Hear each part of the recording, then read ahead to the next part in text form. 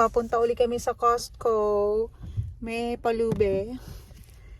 At mamimili kami para sa aming Thanksgiving dinner.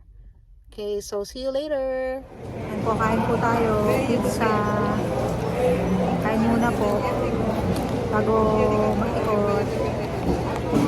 Ayan, daming tao rito. Daming tao rito ngayon kasi Thanksgiving weekend. So, siguro mas marami pa pag palapit na. Ayan yung aming mga kalat few days before yung celebration.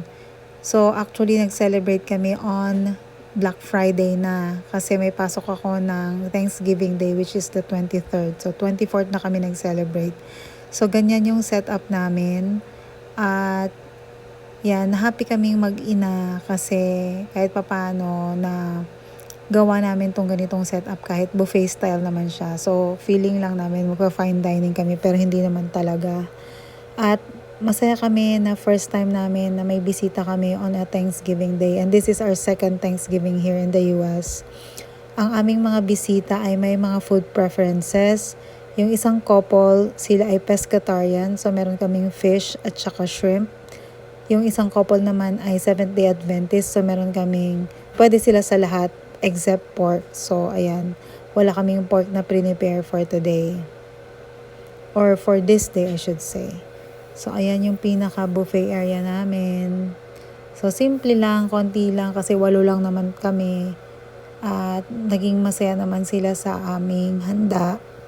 In fact, yung dalaga kong si Fiona ay nag-bake ng Sans Rival for the first time at nagustuhan ng mga bisita yung binake niya, pati yung kanyang French macarons. Kaya tuloy siya na yung gagawa ng cake ng isa sa mga couple na magpapakasal sa January, di ba? Ang saya.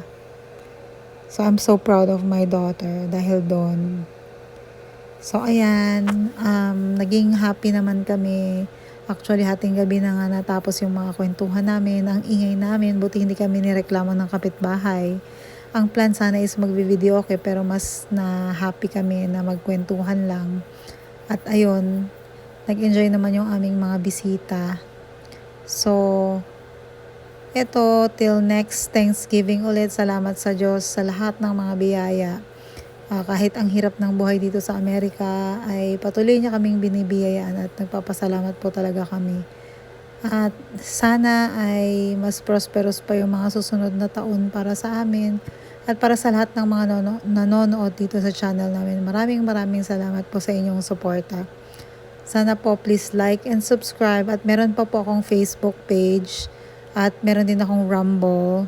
Paki-like and subscribe na lang po yung aking page na Kurachang News. So, ayan po. Yan po yung mga pictures namin. Sana po ay na-inspire kayo dito sa aming Thanksgiving celebration para sa mga gustong makapunta dito sa Amerika, ganito po yung itsura ng mga celebrations dito at masaya kami na nagsasalo-salo po kami. Salamat po sa panonood.